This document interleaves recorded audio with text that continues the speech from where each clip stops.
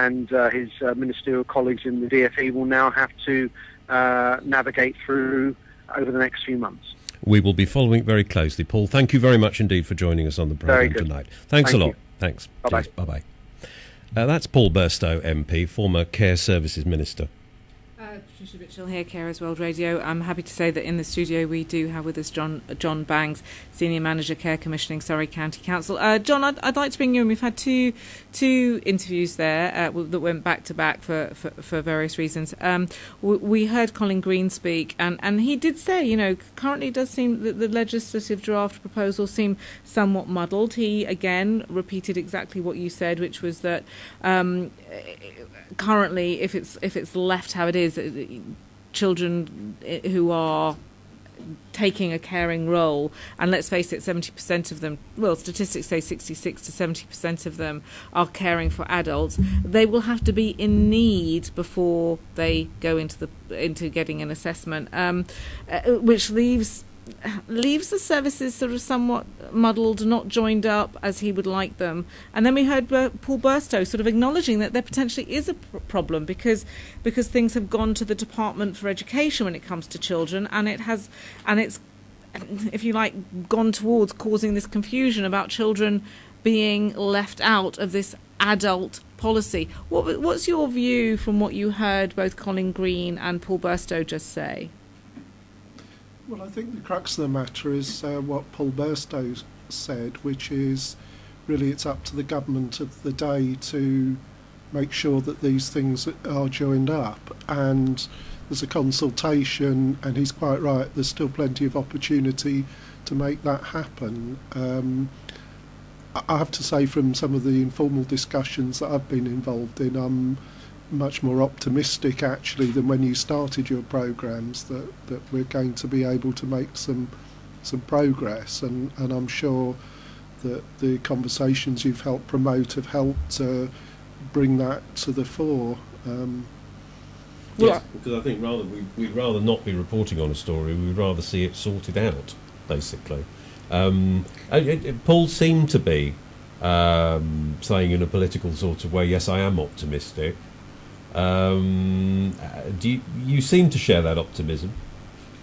Yes, I do, because I don't honestly think that any government, whatever its political colour, could seriously be saying that we want adult carers to have improved rights. But you know what? If they're just children, we're not going to bother. Who would say that? And I'm sure that's no one's intention at all.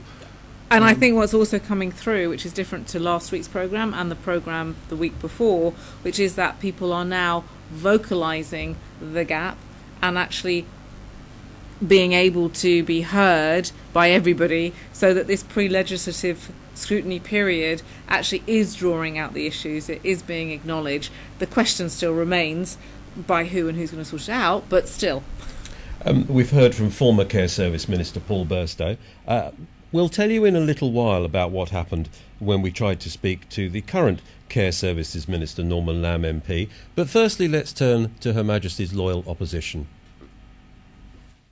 Joining us now on Carers World Radio is Liz Kendall MP, Shadow Care Services Minister. Welcome to the programme, Liz. Thank you. What is your view on the draft Care and Support Bill?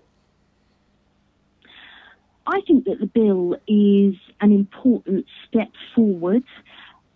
It builds on work that the previous government did to improve support for carers.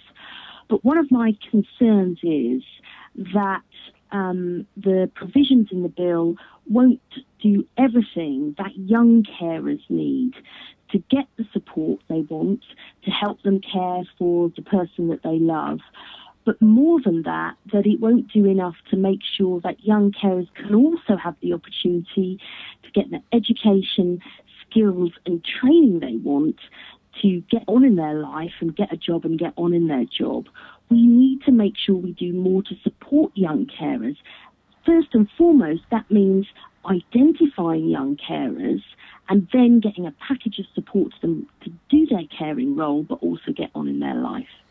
There was a private member's bill put before Parliament from Barbara Keeley MP, who we'll be talking to elsewhere in the programme. On reading that private bill, member's bill, she seems to, if you like, provide suggestions that actually fill the gap. Perhaps you could first just give a summary of what she's proposing and then indicate how that would help. Well, Barbara put forward a brilliant private member's bill that we backed in Parliament. Unfortunately, the government talked the bill out. In other words, they didn't give it enough time to get onto the statute book, but we want to make sure the provisions in it do become law.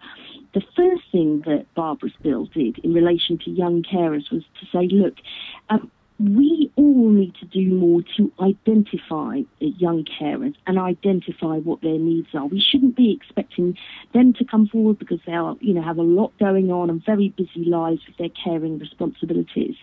So it said that, the NHS needs to do more to identify young carers. So if the NHS comes across somebody who might have had a stroke or has a mental health problem or maybe an alcohol or drug addiction problem, they need to look at who is caring for this person back at home and to understand that could be a young carer, not just an older person.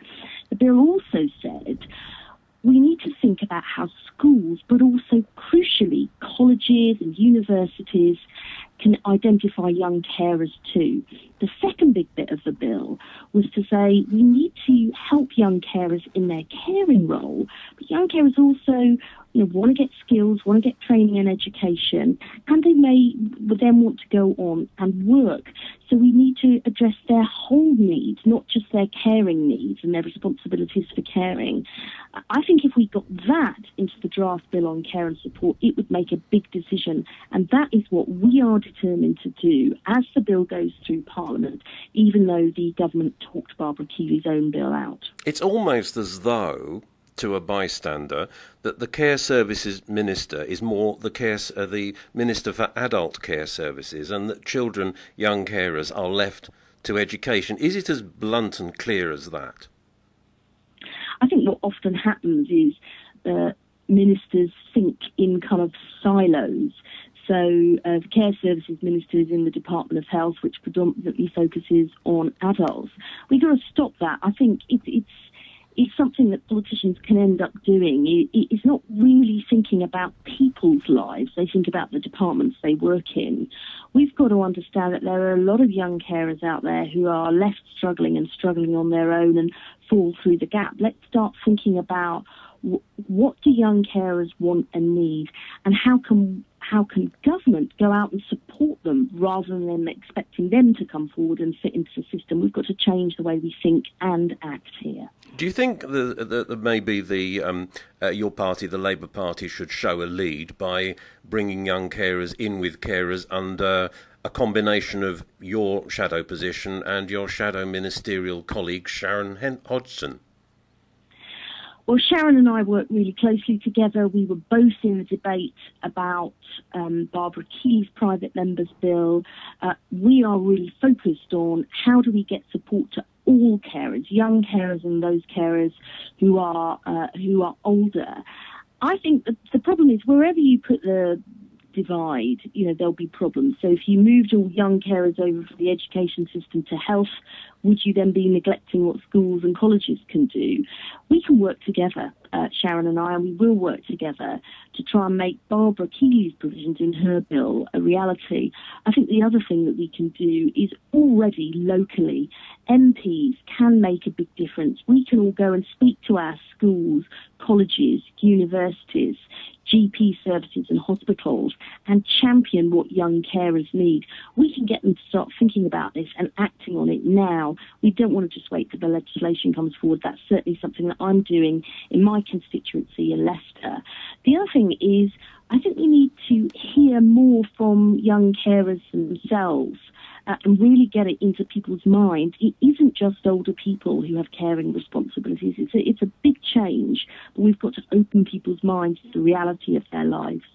In brief, Liz, if you had your ministerial opponent, Norman Lamb MP, in front of you now, what would be your brief message to him as Care Services Minister?